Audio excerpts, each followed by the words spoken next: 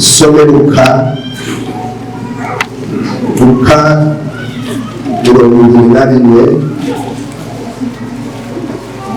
Luka 22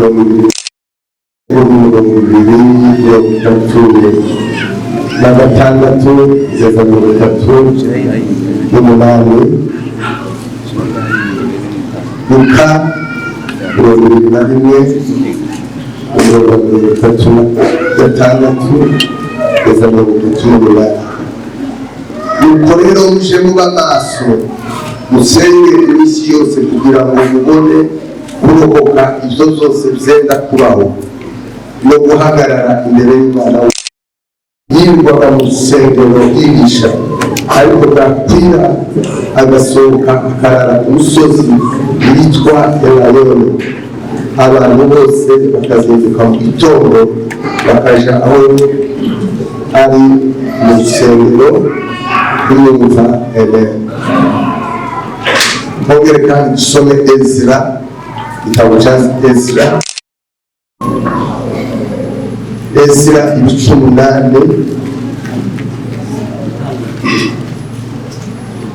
21 bya Ezra ibice 8 maze tegekera kwiriza ubusa aho ngaho kuri uwo mugezi Ahava, kugira ngo twicishe bugufi imbere y'Imana yacu, ngo tuyiyoboze inzira idutunganiye twebwe n'abana bacu bato n'ibintu byacu byose. Amen.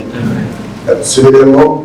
Maze tegekera kwiriza ubusa aho ngaho kuri uwo mugezi Ahava, kugira ngo twicishe bugufi imbere y'Imana yacu, ngo tuyiyoboze inzira idutunganiye twebwe n'abana bacu bato n'ibintu byacu byose. Amen. Amen. Dushimiye kuba hano Tegera, Imana yabikoze ishimwe. Dushimiye n'abayobozi badutekereje barabahungisha. Dushimiye n'abashyitsi bose bavuye hirya no hino barabahungisha, babishimiye. N'abavuga ubutumwa barangije barabahungisha. Rero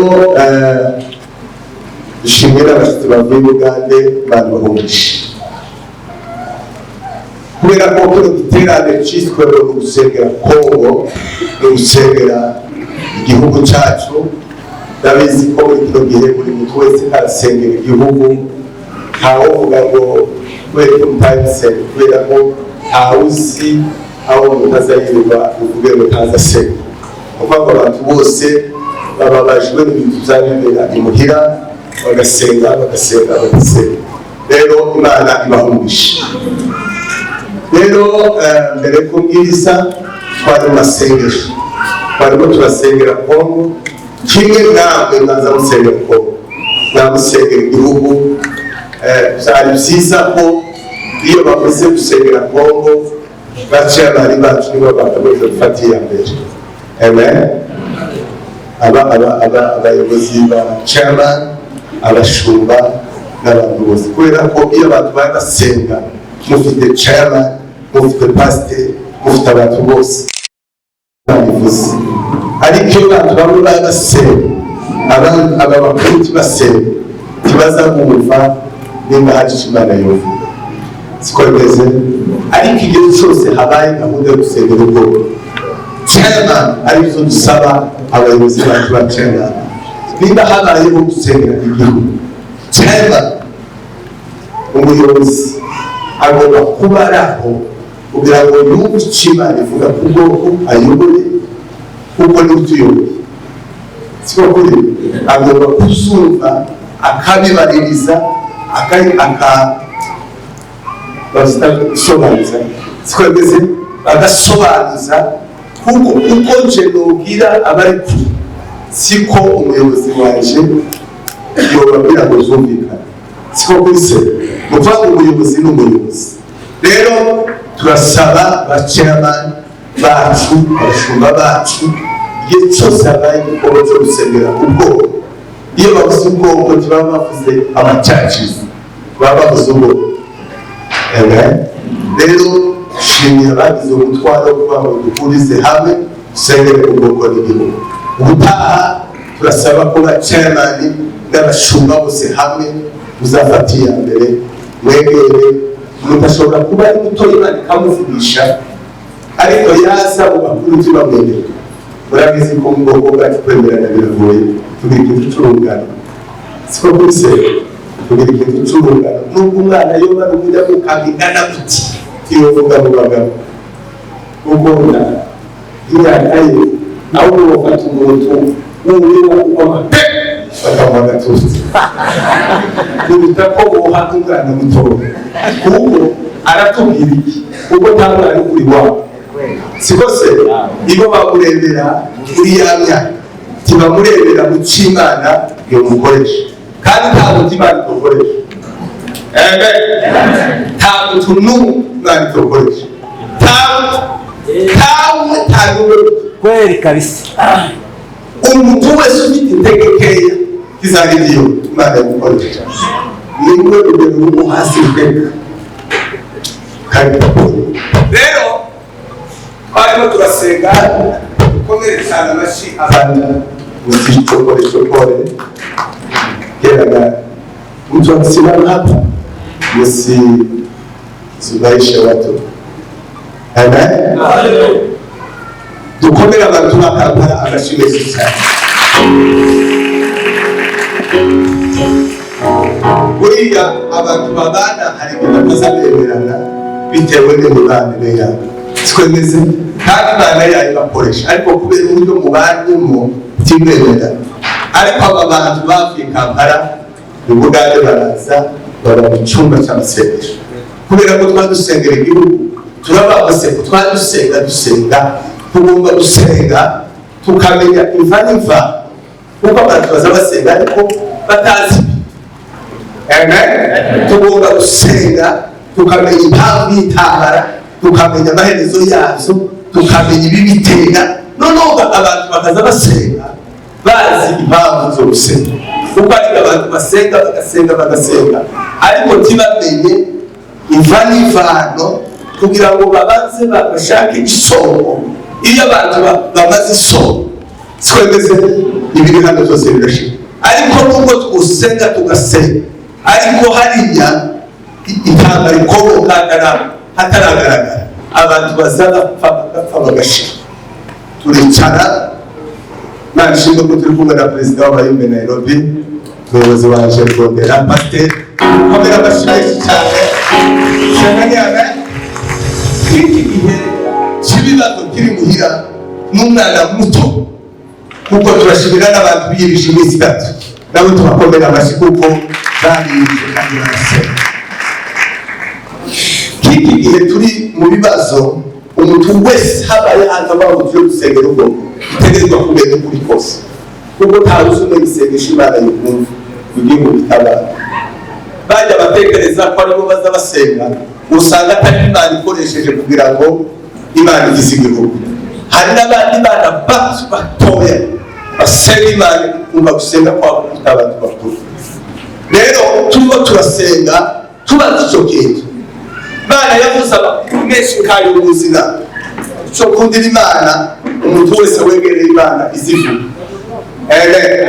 Isimundi kuhagara abantu bafite amabanga menshi, ariko si yo kubabwira naje twarasenze Imana ivuga ibintu biteye kwari jewe n'amadubikwa ejo sigagize ibyishimo kabyinshi kubera ko arabagaye cyane.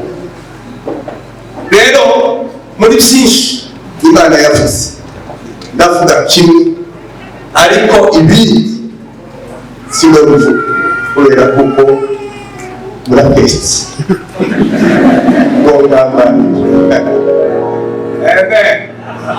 turi kumwe sinzi ngo tuvuze. Rero ndavuga kimwe, ibindi ni byinshi bizwi ababisengeye, twarabyanditse mu karatasi iz'ubuhanuzi, tukubimenya tugatuza tukoza gusenga. Hari amakuru Imana isibabwira twashatse kumenya imvano basenga none tuzogere dute twavuga ko dukomeza gusenga izo tipo bivuga ariko rero kimwe Imana yavuze hejuru y'iki gikorwa cyo gusengera kuko Imana yashigikiye kino gikorwa. Amen. Imana yakunze iki giterane kizavamo imisaruro. Iterane cya mbere umusaruro wacu ni ukubahuza, ni ukugira ubumwe. Ibi biterane ikintu gisa gituma abantu bahuza bakundana n'urukundo n'amasengesho n'atanga. Iyo abantu bari hamwe basenga baza bagakundana kubera gusa ko bari hamwe basenga Imana iravuga ngo nimukomeza kino gikorwa sicyavuzwe ntabwo arusha Pastor Sene ni igikorwa cyo gusengera ubwo iki kintu muzagikomeza. Imana iragishigikiye cyane muzogikomeza kizatuma mugira ubumwe mu buryo bugaragara icyahari kizahindura imitima y'abantu benshi. Dukomere Imana amashyi. Bibiliya iravuga ngo aho babiri cyangwa batatu bari baje zaba ndi kumwe nabo. Imana ikunda ubumwe. Kujya umuntu wanga ubumwe n'umwanzi w'Imana. Yesu yaravuze ngo babe umwe uko naje nawe turi. Nukuvuga ngo umuntu wese wanga ubumwe n'umwanzi w'Imana. Mu masengesho Yesu yasengeraga abigishwa asengera yaravuze ngo babumwe twebeze kugushe nawe turumwe. Nukuvuga ngo Imana ikunda ubumwe.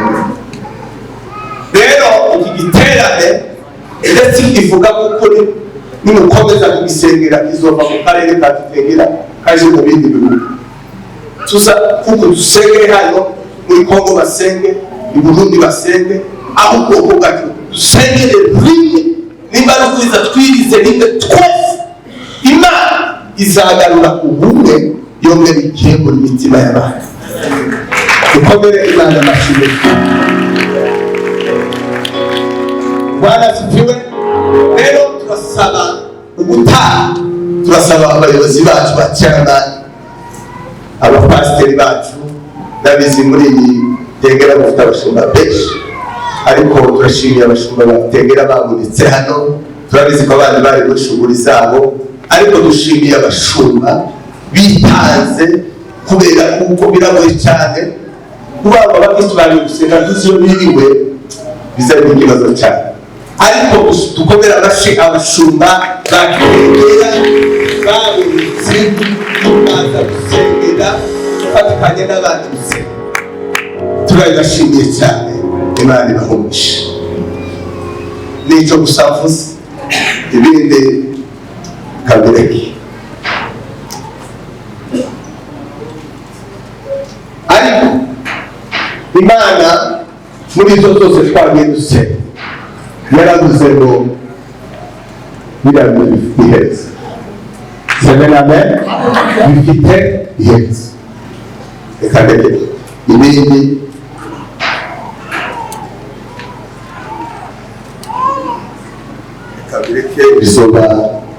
bizabaseze bakomeze babisenge.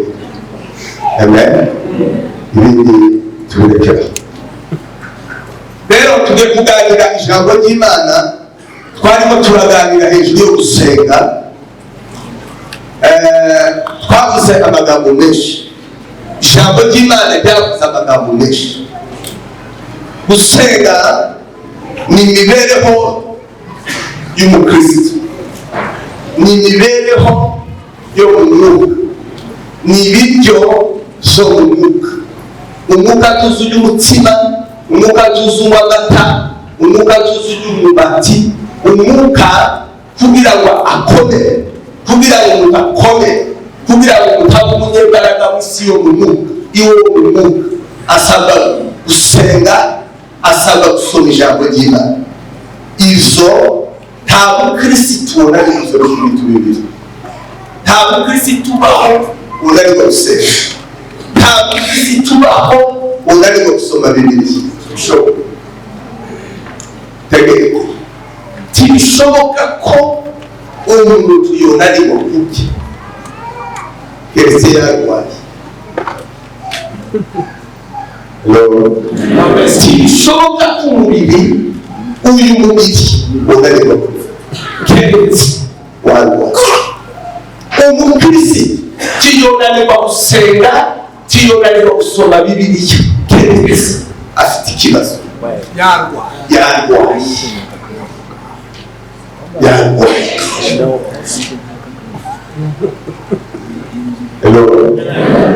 N'umuntu habaho ibice, habaho umuntu w'umubiri, hakabaho umuntu w'umwuka. Umuntu wo mu mwuka ibimubeshejeho ni ugusenga n'ijambo ry'Imana.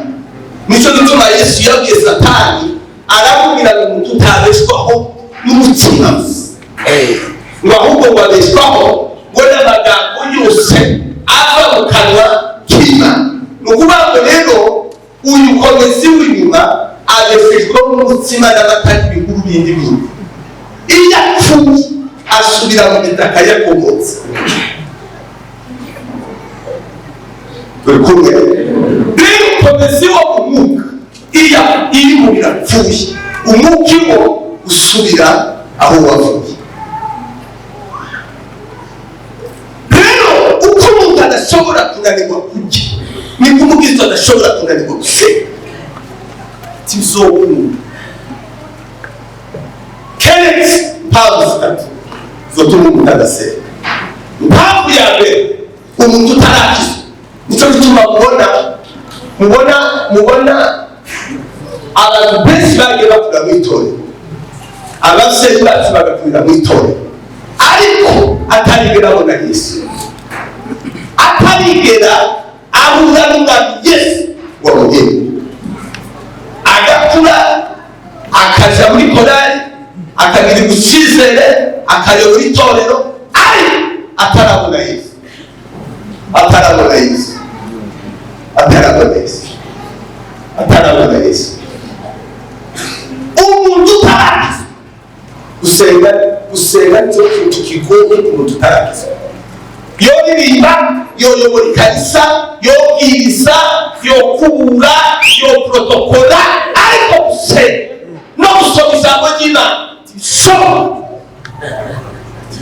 tibishoboka. Hello. Nimekutana na Yesu.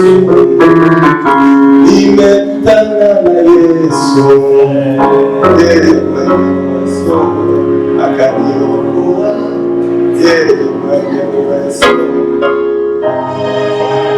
Umuntu utarahura na Yesu. Umuntu utarahura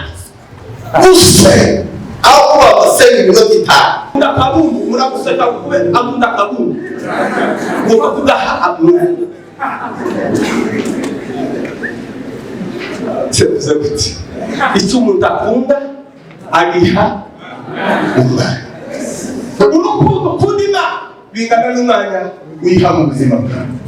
Bityo kigero cy'urukundo kundima ni umwanya umuha mu buzima. Kandi uko umuntu agenda asabana n'umuntu niko agenda mubi, kandi uko agenda mubi niko urukundo rugenda rusi. Rero ijambo ry'Imana niryo risarire mikize. Ijambo kwizera Imana, kwizera umuntu yasoma ijambo azagenda amenya Imana. Kugenda amenya Imana bikamuresha kwizera agahabwa Imana. Impamvu yose ituma udasenga uyu mugoroba tuwitaha turayimara turayishisha kugira kumoyesa birakubangamiye.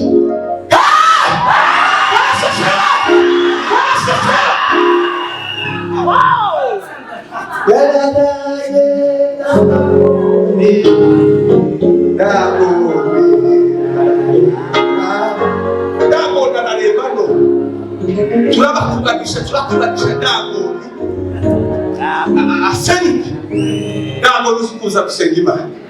Ikintu cyose cyakuje kwegera Imana ndaho kigomba gusenyukana kuko niwo mwanzi wawe niba ari inshuti ariko nogeraho inshuti kandi umuntu gute akagezaho amuza kwegera Imana yo ndaho ngomba kwishyura ntabwo ni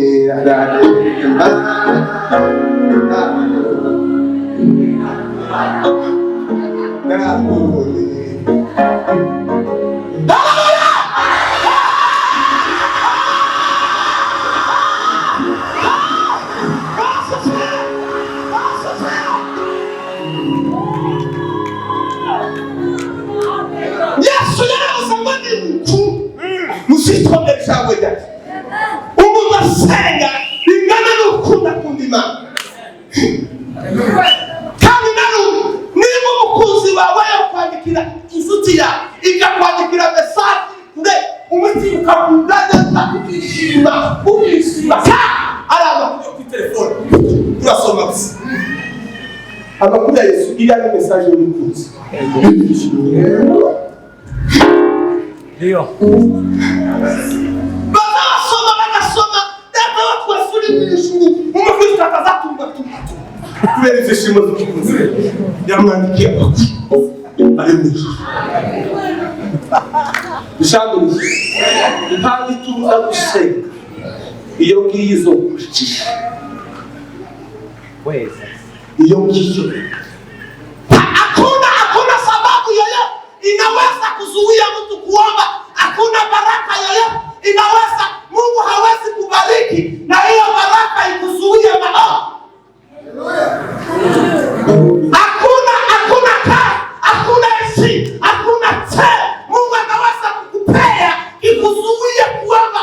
Kama wewe ulikuwa kabla uwe mchungaji, kama ulikuwa unaomba mara 4 ukiwa mchungaji, omba mara 8. Tashinga manunga mkanisa yo uzumu tugusenga haleluya eraza mu mulimo onuwanira kama kazi sia kazi unayo Mungu ameanzisha kazi yake ndani mwako maana unamkosea nafasi na yeye ndiye ameanza kazi akupanga za kufanya hiyo kazi. Inawezekana hiyo kazi ni wewe mwenyewe umeanzisha. Ushauri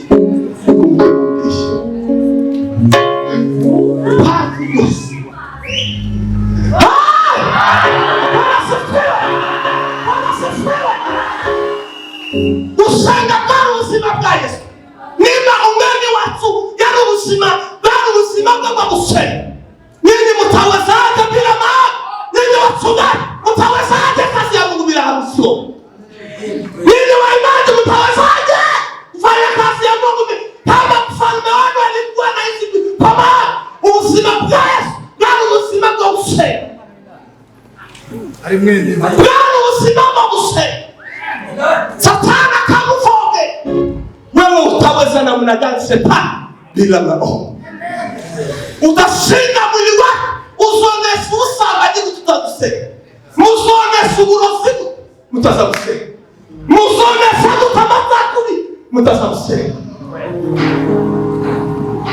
kuko umuntu wo mu mwuka n'uvuga n'ibigeragezo titugwana n'ibifite amaraso n'ingano ngo tugwana n'imyuka tugwana n'imyuka rero wa mugabo usenga wa mugabo wa mwana mutoya uzusoma ijambo ry'Imana Mungu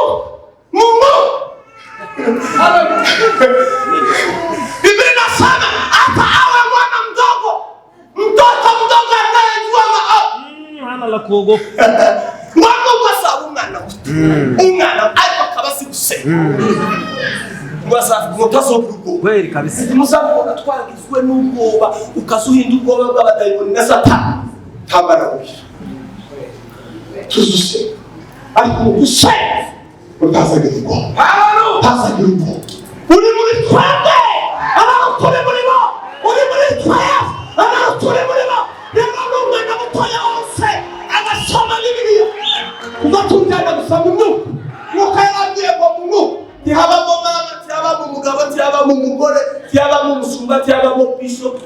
ahantu cyabamo umukwe n'ukaza ni imyuka gusa utamagura baca mu gitondo mada wazuse neza wazuse neza mu mubiri nima n'ubu n'umwa n'inshuti yaje ariko nitugera muzimuka zibipara Iriya mtakumbuka tisini na kuna mkweo mama kulidata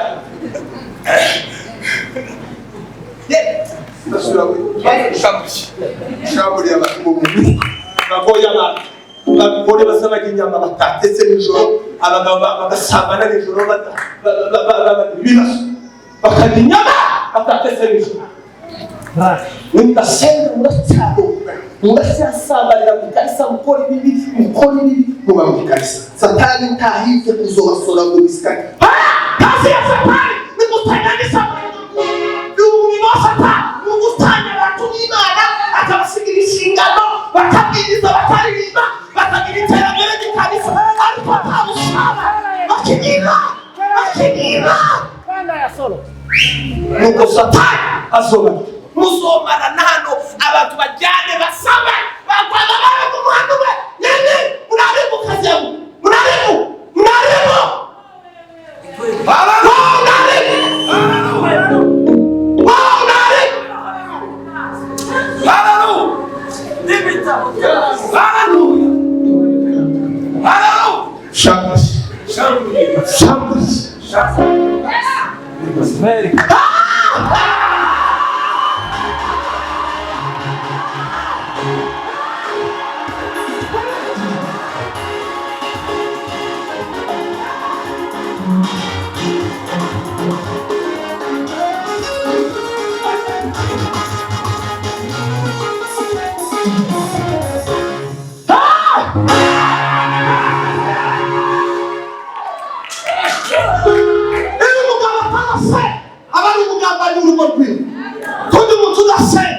satani bamukoresha kugamba kundi mugabo utagusengera umugore we n'abana be kujya babagambanije abababwiye ngo satani gamba ndabaguhaye wafata ubavuge umugore ugasengera umugabo we n'umugambanyi urugo rwe azaba ngo muhaye umugabo uhaye abana wishire umuntu udasenga umushumba udasenga umushumba yo hadasenga tubashamburiye mu izina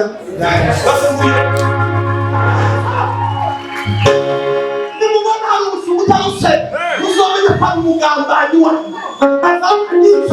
azagenda kugambanira ikarisa turaziranye ubivuge dushamburiye abapasiteri bose b'abasenga ikintu kimwe Imana ibafata ibashaka amasengero cyane batuva imbere duhabwa abanyamwuka bitwa ngo ni ababyeyi bo mu mwuka siko bitwa ni ababyeyi bo mu mwuka none umusayi wo mu mwuka ute azavuga ngo sinzi ko tuvuze shamburiye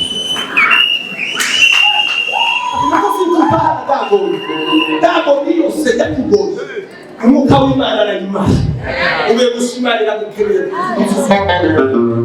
Imana ikeneye urukundo rwawe ikeneye gukora birashoboka ko umuntu yokorera Imana ariko atayikunda ariko atawukunda Imana wereke kuyikorera birashoboka ko umuntu yokorera Imana ariko adakunda Imana ariko atawukunda Imana wereke kuyikorera bisaba Baza dushamburiye abo bantu tidushika ikintu gake mu mwuka gaka pastor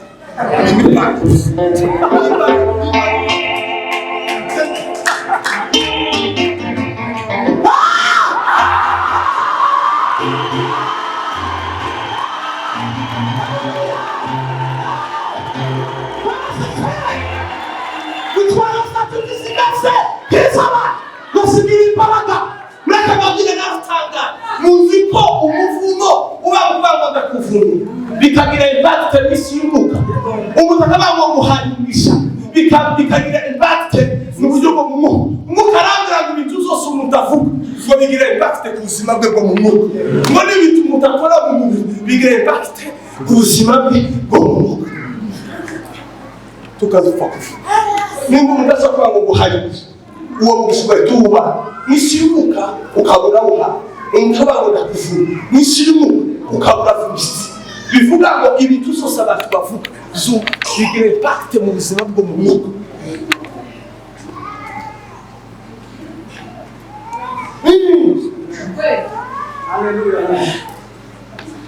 Nishatuma rero iri mutu yase azayubaka igikuta, iri mutu yase abarana mu buhungiro, iri mutu yase ababangomana ndakubigisha abana, ndakubigisha umugabo, ndakubigisha urugo, nta mugabo n'umugore wananirwa gusengera urugo rwawe ubazosengera ikanisa bishoboka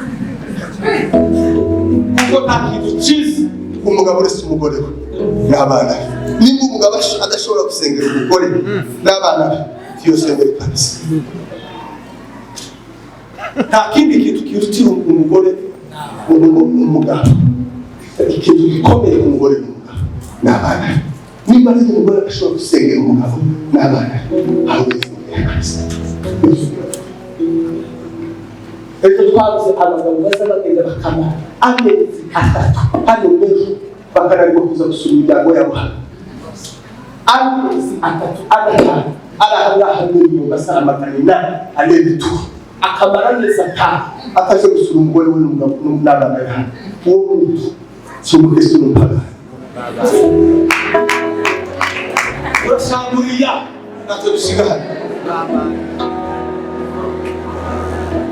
sinzi kudumvuza turataki tudago niyo sirimu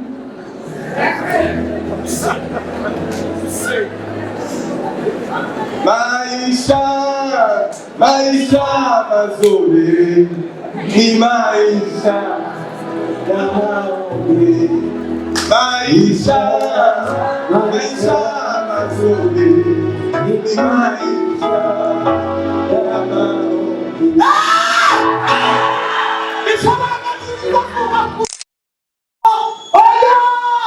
Umugore watakana ifara n'umugabo wawe atakana ifara aragukeneye n'urugo rwawe. Jamukazi utaha ishamburi y'abagabo bazaba amagana atanu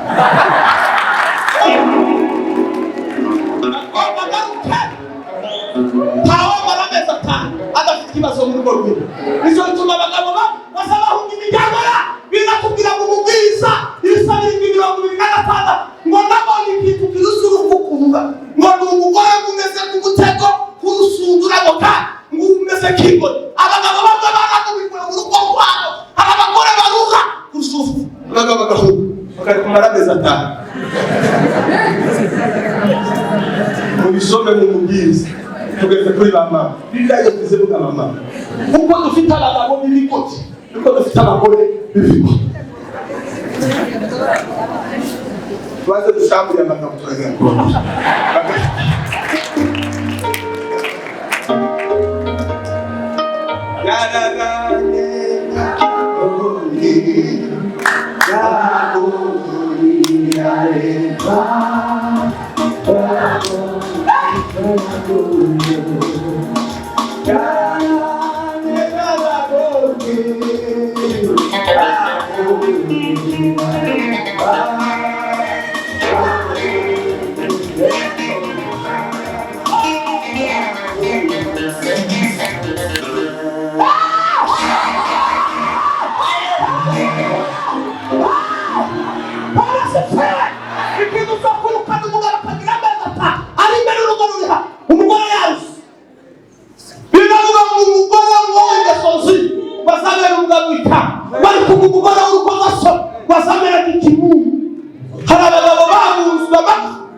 kubera abagore b'ingeso abagore bazavuga bikomeza kandi dufite n'abandi bagabo b'ibigori banapara ariko bafite abagore b'abanyepara bande bati banapara bafite ibibazo by'ibigori byari bifite ibiryo muziko nabari yavuga imitsima yavuga imitsima napara arabagomba bakutera ututsi napara abagabo b'abapanda bashamure kandi kimuba kizuba umugabo agera amazina kisi urugo rwe ruri hariya anezeza ifaranga yo kuzikorera kandi usanga batazabajya neza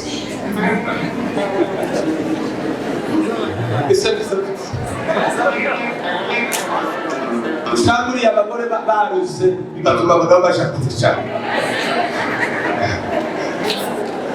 usanga uriye nta ndagore dusiga kuko impamvu ituma udasenga n'umwanzi wawe tumpe Bwana tukufu.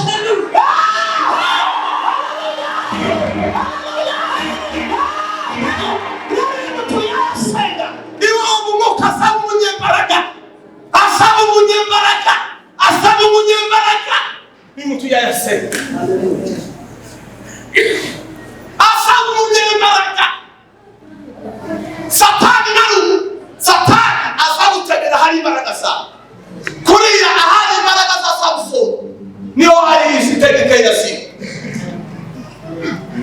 kuja hari imbaraga za Samson zari mu butsasi itegeke yasi zari zinjira muri uwo butsasi umusi bamukuye imbaraga ntegeke yasiwe zaragaragaye nuko ngo satani azariga ikivuye imbaraga mu buryo bwo mu mwuka ni satera iyo ivuye tegeke yazawe ziragaragaye iyo rero umuntu yasengaga akashobora gusenga agatangira gukora ibyo atakoraga kera itegeke yazikagaragaye semene iyo umuntu yananiwe gusenga abana n'ubuzima iyo umuntu yashobora gusenga abashoboye ubuzima uko niko bimeze iyo umuntu yananiwe gusenga abananiwe umusuma iyo umuntu yananiwe gusenga abananiwe ikora iyo kubera ko gusenga niko kuza n'imbuto mu mirimo dukora niko kuza kumiza hata kufanya usafi katika choo lakini ukifanya katika maombi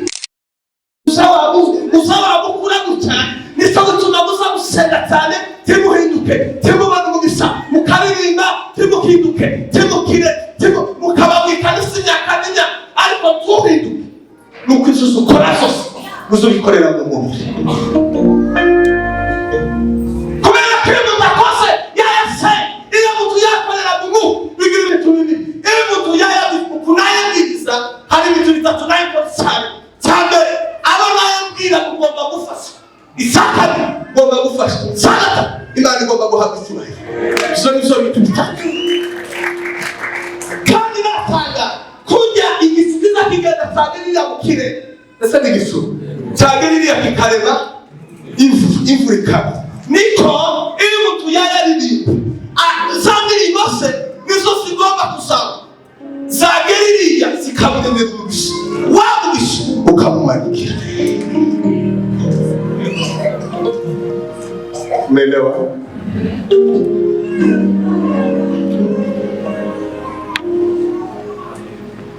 Kufanya kazi ya Mungu bila maombi inatokesha na mtu ilalagiranye ili mutakora imana agasenga bizabirambirana azamuha imirimo yose abantu bakorera muzuyima badasenga nico gituma abakecuru bose n'aba papa bose bararirinze baba baririnze ariko ubu nyine wano zabaye iz'abana batoya ariko abandi mu bindi bihugu basobanukiwe kuramya Imana bazabaraga bikira ibisaza ngo yubahoreho kuko gusaza si ikimenyetso cyo kutareba kuririmba birabangusha inyarere umuntu wese ubiruzisi agomba kuramya Imana ubabaye n'utababa Bibiliya ivuga ubabaye se wewe uzubabarira tuse ubu niyo tubabaye tutegerezwa gusenga niko bibivuga iravuga ngo niba ubabaye muri mwe agenda se urwaye asanga abashumba tibazo gusengera ngubu batazabasenga bazamuhana ibyo bazakuzingwara sebuze kuti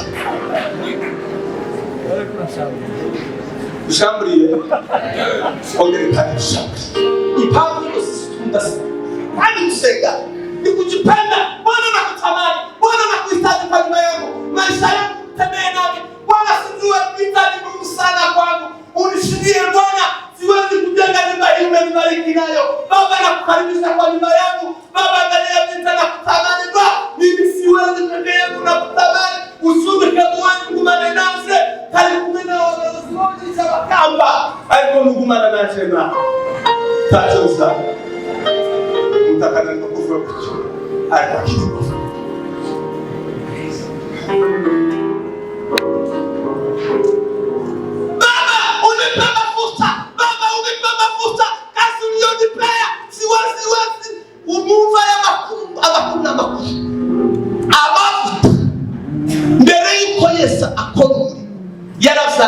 Yesaya mirongo itandatu na rimwe hari arabaguka mu kiteka ngo bari kurije gukandira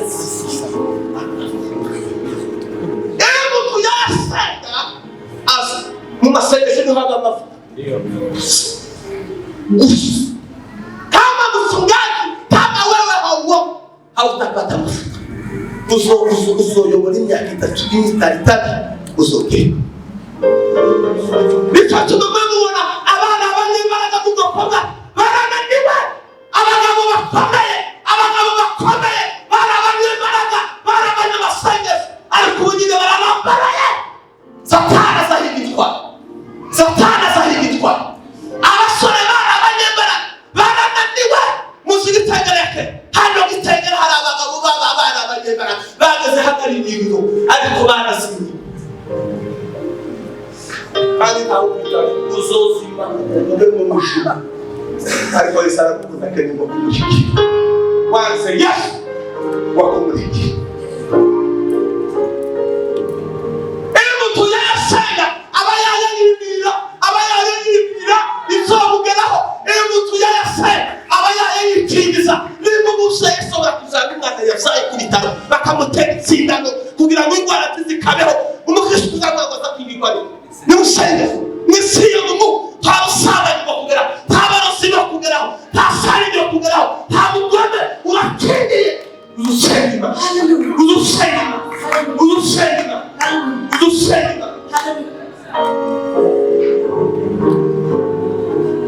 nindo kuitaya nindo kufunga pisa kuko duhuranye tabara mu tabusudeme utasage tabara kwe iyo ugatsindwa cyangwa ugatsindwa ukabura amahoro ugapfa isaha izakibona iyo utabize vuba ngo utikuremo kizakibona kikaba kibariza ishimo cyabona kikabara amahoro cyabona kikabura umutekano cyabona kikabura ubusiyani n'abandi cyabona kikazana umushyi cyabona icyaha kirazira kukaziririzwa kukirarana kuko iyo kibazo kiba kigiye kwangiza ibintu byinshi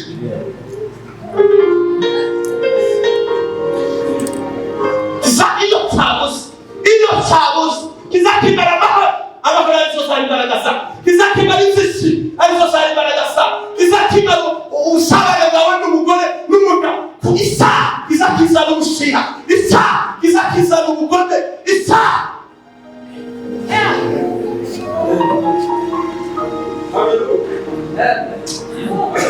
kandi mutawe mwegemenewa muzamubona muzonesha umwuka w'uburozi mutazamusenga n'abasenze baragiye barasenga barakubana barananiwe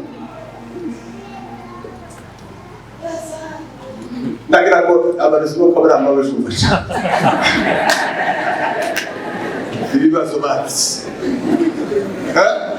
sibyo niba kabara barambabaje cyane ibibazo bazi bazi ibibazo rero baramuha iyo mvuga bino bintu inzaka amasengesho kaza kwiharikira hazabanyamure imana bakuvuga ikintu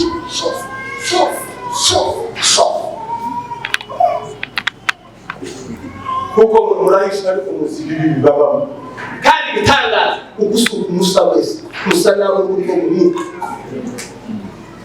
turabo ni wowe wose si gusa n'umuri we twindirana mu mupanetso umuntu nasoza gutoka usubure muri ngire n'ijoro ongebuka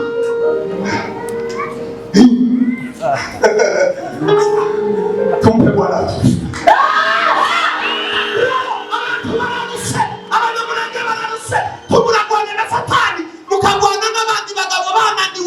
mubana mwirwana mu kazi, mubana mwikanisa, mubana mwinama ya pastora, mubana mwikora, mubana mu kazi, abanezo basaragenda bakugaba kumama ariko se ngira ndeshije umujane akure mubane n'umugabo wawe akure, mubane n'umugabo wawe akure, ariko kumama mubane umugabo wawe kiraziriwa guhangana n'umujyi umuganira nubwo yo bari turingana gute tukahagarira afite uburenganzira bwo gusoma bigakundika. cyo gutuma abantu bagize imivumo myinshi kubera guhangana n'ababyeyi babo. Umesikia akaba mtamu kuenda kwa mtamu iwe ni vitu dada senga zoro na wewe unasenga soko hivi. Inawezekana mzee wako awe msaliti wa nyumba yako. Kama mzee wako haombei familia yako, anaweza kuwa msaliti. Yes. Mke wako kama haombei wewe, haombei na familia yako, anaweza kuwa msaliti.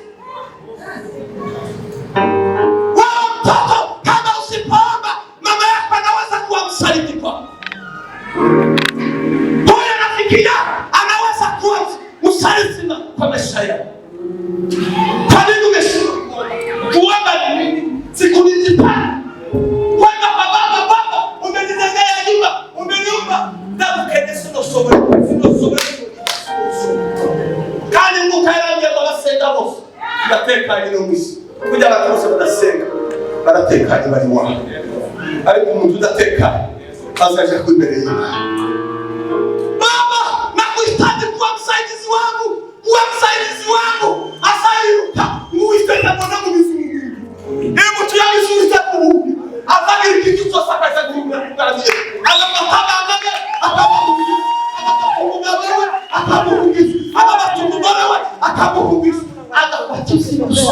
akamuhungisha mugamizi none kubira kwa kwanene ahanga ni ngabataimo kwanye ni baraka sana daima atasi naturanye bagenda n'umusekumus ariko bazaba muri umusekumus ariko kumwe n'ubitakima azatugwana uri muri twa ararushaho niba azatugwanira tujya iyo tuzuseza rigenda bite iyo tuzuseza iyo Imana turinda tujyane dusinziriye iyo tujyane dusinziriye cyangwa iyo tugenda mu mihanda turi kanima asisayo turi abantu batatu bashobora gusengera bashobora ubundi umwana w'isugwaye umusengwe afite imbaraga y'ubushobozi kuko afite imbaraga mu buzima bwe. Kimenyi hari umugabo wakabagana n'ikigali arabwira umwana rero kwa basi ese wabaye uri kigali kaba afite Yesu nawe ukagira Yesu kugira Yesu ariko utendamurira basi ndi kigali sino kugira no numwana suwawe tinuwaje ijambo cyo mu muranga kigaza uvuye ngo mu izina rya Yesu umwana wa Payina birusi tiri bikora kuno awukunda kugufa gendo ngo mu izina rya Yesu ufite muri cyo umwana nawe muzima muri izina rya Yesu baragenda rero bushara bwose usikunde nakana kisi Yesu ari muri twese tawo Yesu kushaba Yesu n'umwe Imana ni umukorera umufite afite imbaraga.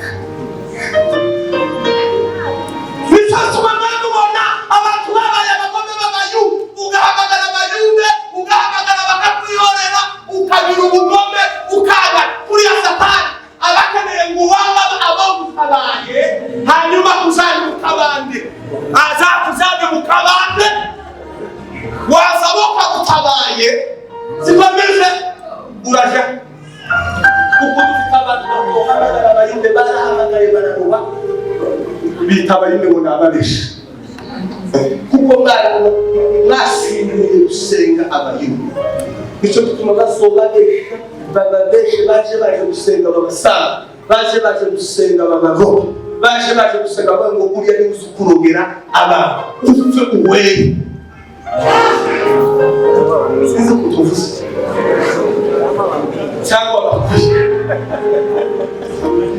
Imana ni iya twese. Senga! Senga! Mana nagukeneye! Mana nagukeneye! Mana nagukeneye! Mana nagukeneye! Imana ntikeneye gusenga iminota itanu. Imana ntikeneye gusenga isaha. Imana ntikeneye gusenga iminsi 20. Imana ntikeneye gusenga. Imana gusikeneye gusenga. Wasenga iminota usenga. Wasenga iminota usenga.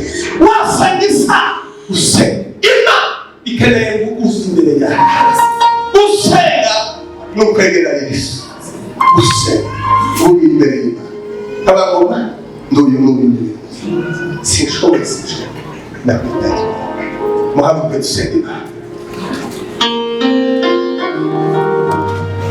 Nagukeneye Yesu. Gusenga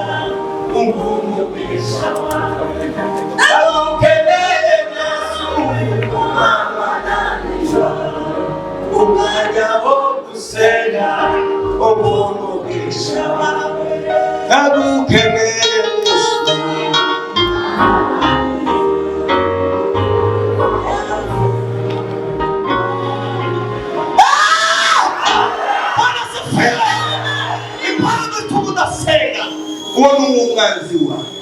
Impamvu yotuma unanirwa gusengera urugo rwawe, impamvu yotuma Imana ikakubakira ukananirwa kuvuga ngo Mana ndagukeneye urugo rwawe. Dufite abagabo batabana n'abagore neza, dufite abagabo bagize ibibazo, kandi mwibuke ko Adamu yanebwe umunsi ashaka. Adamu yanebwe umunsi ashaka ashitse Yesu. Hari abantu bananiriwe mu ngo zabo, bageze mu ngo n'abanyemera, bagere mu ngo zabo bananiriwe. Hari abagabo bahawe inshingano mw'itorero bananiriwe. Hari abagore bananiriwe. Gusenga ntawe ubitaye. Ubura amahoro n'ibyaha, nubona amahoro n'ibyaha. Nimudasenga abasore muzosa itegere mukarabuze guhana ubuherezi usabanye uteriko iki. Hari abantu bashinzwe abagore bato mwirinde se, hari n'abahungu bashinzwe baba izina rya Yesu.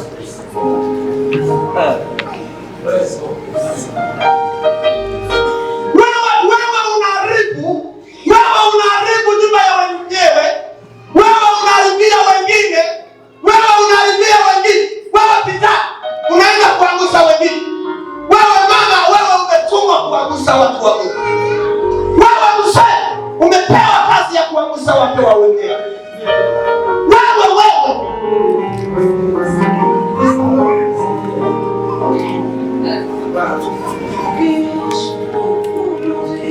usipoomba na kama kulege mama Senga! Senga! Usangandizo kuzakusara, usangandizo kuzakurera, usangandizo kuzagukora, usangandizo kuzakuda mfano, usangandizo kuzakuda bisaza musenga Mungu amakosa yasengera umusenge usekwensi kapo ugenda bawuse Imana kana usengera Imana yaza ba Imana mu kamesero Imana uzakora Imana senga wa senga shake udasenga badayi bazofina uzoshimbayo mke wewe unayepita nyuma msema unaleta ukafanya ufumbo Mungu wewe amugauza usaka umufumbo mu rugo kwa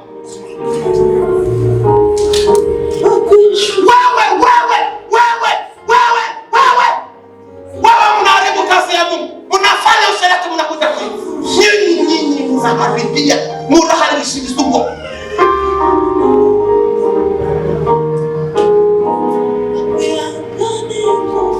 Nyinyi waombezi, nyinyi mnaenda mnaleta Musa na matako ile mmakanisa. No, nyinyi ndio wapasteri sana matako ile kanisa. Ikanisa ndio. Tabu msumbaji kanisa, tabu msumbaji. Baba msumbaji wa wasirika. Kwani hiyo kanisa yenu nini? Foursquare nini?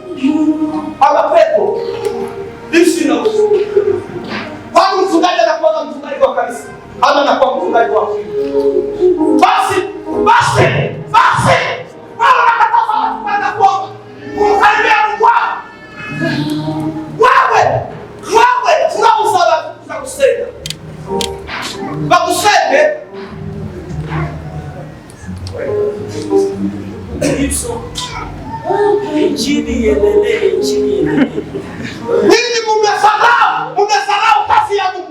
Mnasimama mbele ya kanisa, mnasema hatutaki, mtaenda kushiriki pale. Hiyo ni wewe ni nani? Unaambia watu wasiende kumwona Yesu. Unazuia watu kwa unajua mahitaji yao. Wewe unajua mahitaji, wanalala wakilia. Sasa naenda kupona, sasa unamzuia. Hao yeye hakuji bomba. Mtegere gato, tulie kidogo. Tulie. Tulie.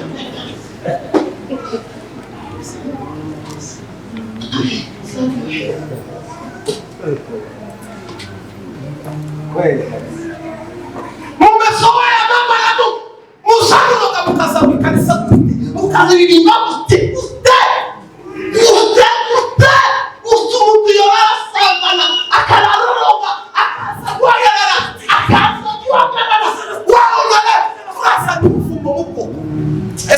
Kuzana gutakanda ni pati ukazi wahawe. Hanyuma abandi gusabara inkonda kiziraza ntibabase. Ni mudasenga musohuranye bitutego. Hari abagore basambaniye ino bageze. Hari abagabo basambaniye ino bantu. Hari abayude bananiwe abagabo n'abungu. Bashindo hari abanyembara gitenge. Ubu nyine bararambaraye. Barumbukirugisu kandi murasirane. Ariko aho kumusora nikora. Ukabangulia kutuza kukoranisha umukura bikora. Ukikora sako usambani. Kukusambani Mungu.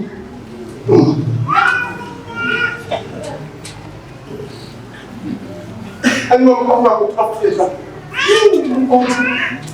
Kwati tukogani. Uko kanisani ambaye haone faida unakosana unafikiri hizi unakuwa kusema ukisema hata unaendelea kucheka cheka.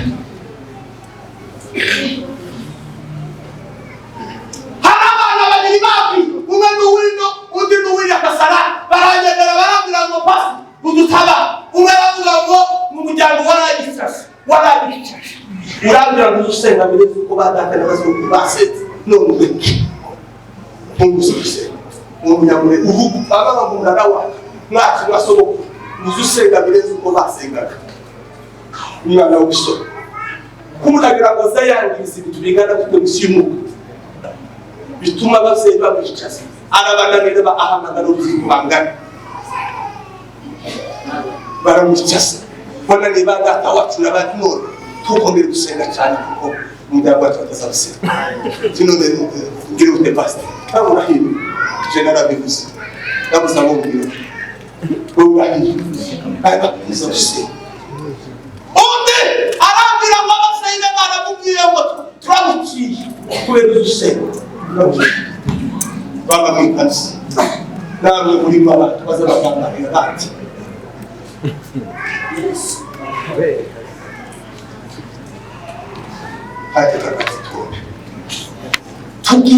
tugiye kadakorita wisangira akiya mu ijuru umukarabisi impamvu ituma senga ikuve uko gusenga kwa niko kunesha kwegera Imana kwa nisomana gasa kwegera Imana kwa niko rugo rwiza kwegera Imana kwa niwo murimo mwiza kwegera Imana kwa niko kurira neza kwegera Imana kwa niko gusuma neza kwegera Imana kwa niko kumubona mwiza kwegera Imana kwa niko kumubona mwiza kwegera Imana kwa usabu wali mtu yakoraga nyinu wabo agasohoka agiye mu kazi yageraza akabura n'ishuka kiko basika baririmba esaba yishimye kandi yatashi yageze kwigeze yamateka yasohoka azaya bamufata akabana yinshi shamwe ne mafete mukayarambwiye nusoza usohoka ukabona utumvikanye n'uwa uzugarukana amahoro nusohoka ukiri musasoka n'umukabo akagenda igwase iyatasi waru azagera mu gogo akabari wafa birabaho mwebe tezama mukarambya ngo rero mu nzu y'Imana ngo isoko y'Imana uzuja mu isoko aho mu isoko adafite ishakeye mu rugo rwe azagenda mu isoko akagura imboma akagura igitunguru agikene mu rugo rwe birambira ngo uzusha mu kazi usozure bakiguze mu rugo rwawe mugenda mu kazi ubitaha nuza mu kazi ukasanga watandukanye n'uwandi mwakosa nuza mu kazi wiri guse ugarukanye indimi nziza usana n'amahoro mu rugo rwawe reka dutere haleluya 20. Impamvu yose yatumye udazuse hakuna cheo yoyote inaweza zuia mtu kuwa tungekubomora damu ya usijivune ni maisha yako hiyo ni nyumba yako usijivune dutere haleluya 20 hanyuma isambule tumasema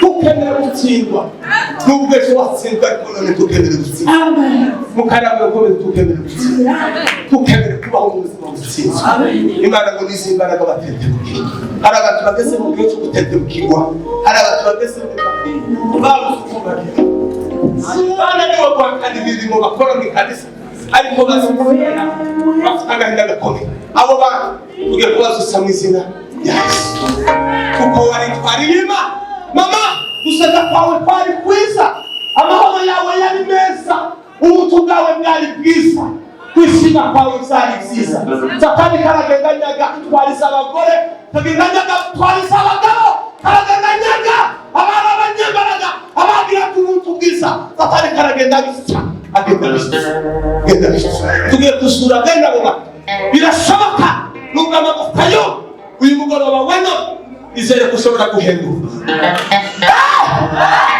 murizeye ko guhenduka murizeye ko Imana yo guhenduka nubwo wananiwe so ubwire ngo sapa wizishima hejuru iyo nguye ibanzu kuba sigitangaza no gutapfuka kuba sigitangaza igitangaza no gutapfuka ariko uyu mugoroba Imana igiye kugufasha gusukira agakeneye iragukunda kuruta integekeya zawe iragukunda kuruta ibyo uyikore iragukeneye ikeneye kuyikunda nayo igukunda hanyuma igukoresha izo urashaka kumukoresha tiwemere satani gukunyana ibyiza byawe dutere haleluya satani hanyuma amasengere uhemo n'izina rye niba ari ubusabane bwakuze umva yuko Imana yabugukuramo niba ari uburozi bizera ko Imana yabugukuramo niba ari ubuherezi Imana yukomereye gukuramo niba warabaye umugome niba utagiseka kubera ibigerere gusa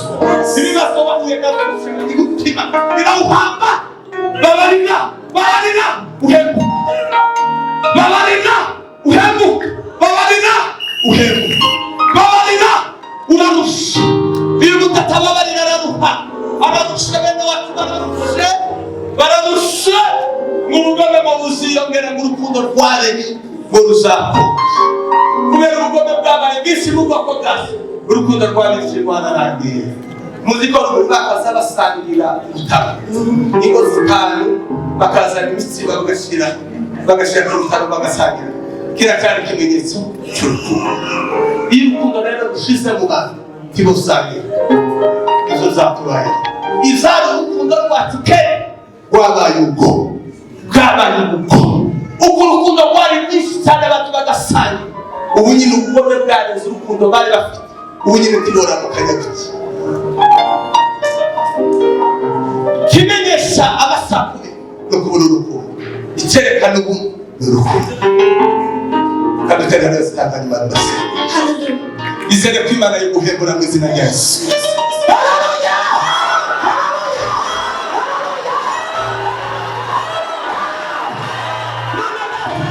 Mana yera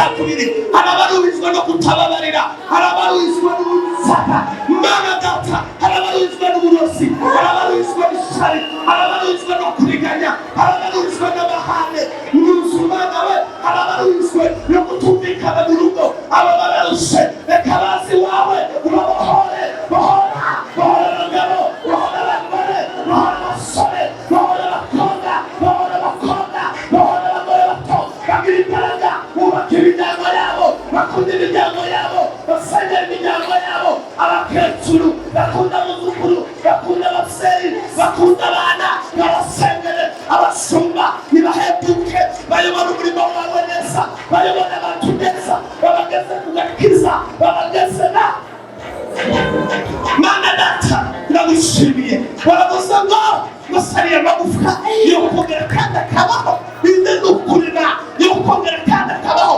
birashoboka ko umuntu waroze yo kongera kandi akabaho, akagira ibyiza, birashoboka ko uwasambanye yo kongera akagira utababarira akongera kandi akababarira, reka birashoboka ufite ubugome yo kongera kandi akaba mwiza, mw'izina rya Yesu. Yesu w'i Nazareti, uyu mugoroba mwiza, bahora ubwoko bwose, bahora abagabo, abagore bararushe, abakobwa bararushe, abakobwa bararushe, baruhizwa n'abadayimoni, baruhizwa n'abadayimoni, baruhizwa n'imyukamiri y'abadayimoni, ariko uyu mugoroba imbaraga zawe, imbaraga zawe, imbaraga zawe, imbaraga zawe, imbaraga zawe, imbaraga zawe, umwuka wera, umwuka wera, birukena.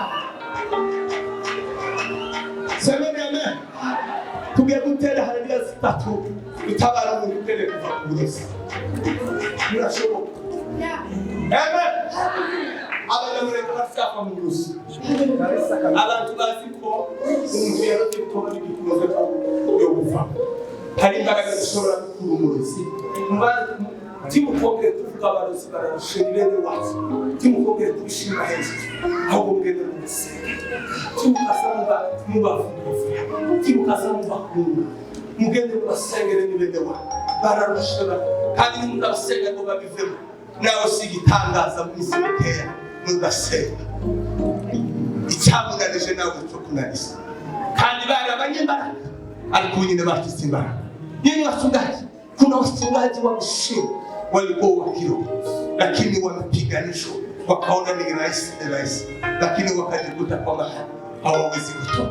Tugegusitera haleluya zitatu, imana itabara tukale kuva mu burozi. Mwizina muri uyu mugoroba ndabonera ati kandi akababwira umunsi amakuru meza yaje kubagiziraheri, umunsi yazanye amakuru meza y'abagiziraheri kubakura mu buretwa. Niwo munsi Faraho yakurishijeho uburetwa, arakaza abakoresha ibirezi. Mwabona kumubisha amakuru meza yo gusanga Yesu. Satani agiye gukora inama yo kugira ngo yongere abakoraga ibibi arusheho cyane amara imitima yabo kuba hatari sana.